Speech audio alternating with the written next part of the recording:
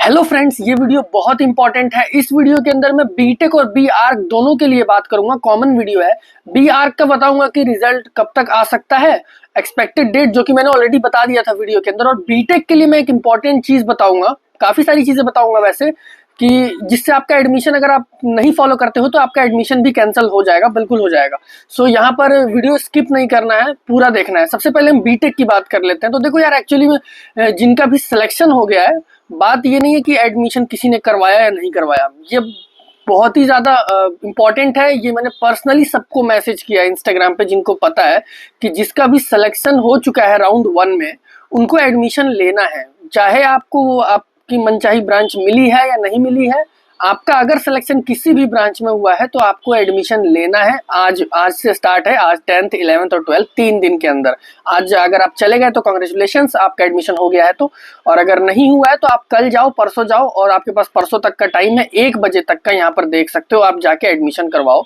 यहाँ पर बहुत जरूरी है। अब आगे के राउंड्स की अगर हम बात करें तो देखो, जिन्होंने आज एडमिशन करवा लिया है, सो उनको जो इन फ्यूचर आपने अपग्रेडेशन के लिए किया होगा तो आपको ब्रांच आगे के राउंड में मिल जाएगी, और अगर नहीं मिलती है तो उसके अगले राउंड में मिल जाएगी, ऐसा होता है। लेकिन जिनका अभी नहीं हुआ है, सपोज कि कुछ रैंक से रह गया, किसी भी ब्रांच में नाम नहीं आया, तो उनको तो कुछ वैसे भी खैर नहीं करना, उनको सिर्फ वेट करना है आगे के राउंड्स का।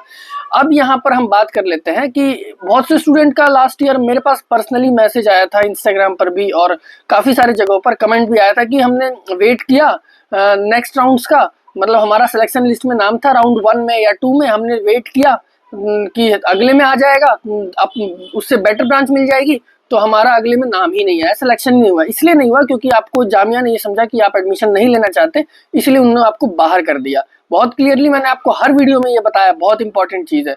सो अगर आप अपग्रेड करवाना, अब किसी भी लिस्ट में, जरूरी नहीं है कि लिस्ट 1 में, अगर आपका लिस्ट 1 में नाम नहीं आता, लिस्ट 2 में आता है, वो भी आपको अच्छी ब्रांच नहीं मिलती है, आप अपग्रेड करना चाहते हो तो भी आपको एडमिशन लेना पड़ेगा। फर्स्ट टाइम जब भी आपका सिलेक्शन होगा, आपको एडमिशन करवाना है। दूसरा इंपॉर्टेंट चीज, मेरे पास बहुत से स्टूडेंट का डाउट आता है, किसी का 1 साल का गैप है, किसी का 2 साल का गैप है, किसी ने एमएससी किया है, इस बीच में काफी सारी चीजें की है, बीएससी की है, तो उनको क्या करना है मैं आपको बता देता हूँ। देखो, सबसे पहले आपको 12th के बेसिस पर ही करना है, काफी क्लियर है। चाहे आप 1 साल पहले दिए हो या 2 साल पहले किए हो आपने 12th, उससे कोई मतलब नहीं होता है। जो गैप वो मांगते हैं, गैप का एफिडेविट यहाँ पर आप देख सकते हो। तो मैं आपको बता दूं, यहाँ पर देख सकते हो, यहाँ पर ये वाला पॉइंट पढ़ो, 11th पॉइंट, यहाँ पर देख सकते हो गैप है। अगर आपका 1 साल का 2 साल का, जैसे प्रिपरेशन करते हो आप जेईई मेंस का या फिर कुछ और कोर्स कर लेते हो, तो आपको 12th के बेस पर ही रखना है। उसके वो मतलब नहीं है कि आपको बीएससी वाले कॉलेज ने कैरेक्टर सर्टिफिकेट दिया या नहीं दिया। आपको वहाँ पे जामिया में ही सबसे पहले, आपको पता ही होगा, आज जो एडमिशन के लिए गए होंगे उनके डाउट्स क्लियर हो ही चुके होंगे, कि आपको पहले सबसे पहले जामिया में जाना है। वहाँ पे जाने के बाद आपको सिंपली एडमिशन ऑफिस में आपको एक फॉर्म देते हैं कि आपको क्या क्या डॉक्यूमेंट्स चाहिए, जो आपके पास हैं, जैसे 10th 12th की marksheet, certificate, Aadhaar card, photos, उस पर आप मार्क लगाते जाओगे कि ये डॉक्यूमेंट्स हैं मेरे पास। फिर कुछ डॉक्यूमेंट्स उसमें रह जाते हैं, जैसे कि कैरेक्टर सर्टिफिकेट भी हम इंक्लूड कर लेते हैं, यहाँ पर गैप का एफिडेविट, यहाँ पर एंटी रैगिंग का, काफ़ी सारी चीज़ें होती हैं। तो उसके अंदर वो ये फिर ये बोलते हैं कि आप इसको करवा के लाओ। ये सब तो आपके पास हो गया, मार्कशीट, सर्टिफिकेट, ब्लड ग्रुप, ये सारी चीज़ें तो हो गई। अब आप ये सब जो रह गया है एफिडेविट, ये करवा के लाओ। और फिर आप खुद पूछो उनसे कहाँ पे होता है। तो देखो, मैं आपको हमें हर वीडियो में बताता हूँ, गेट नंबर जामिया में ही होता है, यूनिवर्सिटी में ही बनता है। एक स्टेशनरी शॉप है, वहाँ बुक भी मिलती है, सो वहीं पे बनता है। बैंक के साइड में है, आई थिंक गेट नंबर 3 है वो। सो मुझे इतना याद नहीं है, काफ़ी टाइम हो गया गए हुए। सो वहाँ पर बनता है, सारी चीज़ें बन जाती है। इवन वहाँ पे आपका कैरेक्टर सर्टिफिकेट भी बन जाता है, क्योंकि कैरेक्टर सर्टिफिकेट बहुत से स्टूडेंट का डाउट होता है कि हमने जैसे गैप किया है, तो क्या 2 साल पुराना या 1 साल पुराना कैरेक्टर सर्टिफिकेट एक्सेप्ट होगा, या फिर हमें अभी तक स्कूल से मिला नहीं है। तो वहाँ पर भी कैरेक्टर सर्टिफिकेट मैंने बनते देखा है और अदर स्टूडेंट्स को।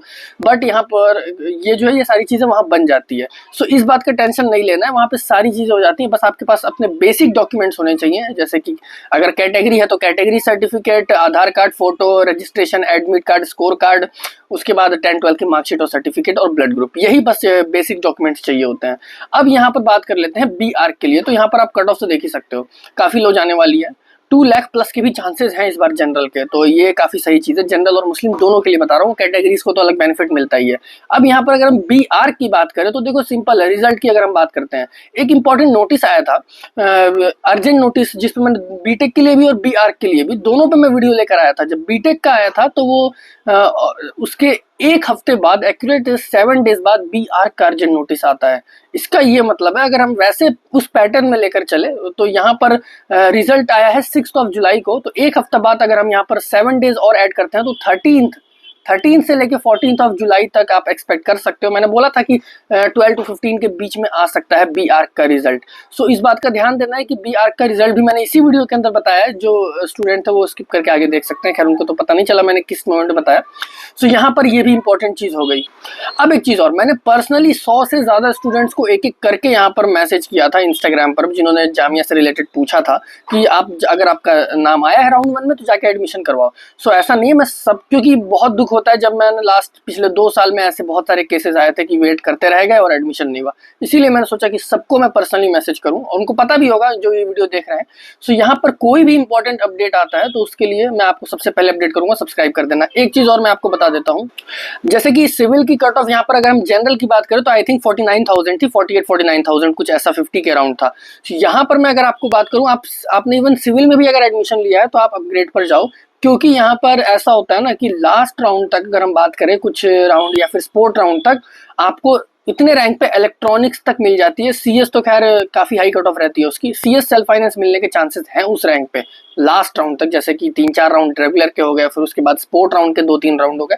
तब तक मैं आपको बता रहा हूँ, आप अपग्रेड पे रहना तो आपको अच्छे चांसेस रहते हैं मिलने के, क्योंकि कट ऑफ काफी लो जाती है। जैसा मैंने अभी बताया कि 49,000 है, 2 लाख से भी ऊपर जाएगी इसकी कट ऑफ, इस बात का ध्यान देना है। और एक इंपॉर्टेंट चीज और कि ये सारी सीआरएल में होती है। मैं आपके सारे डाउट्स आज क्लियर कर दूंगा, जो मैं कमेंट्स या फिर मैसेजेस देखता हूँ इसी वीडियो के अंदर सारे डाउट्स आपके मैंने क्लियर करने की कोशिश की है।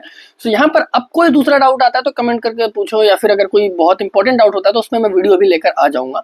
सो यहाँ पर सब्सक्राइब करने के बाद बेल आइकन प्रेस कर देना, क्योंकि कोई भी अपडेट आएगा तो मैं आपको बता ही दूंगा।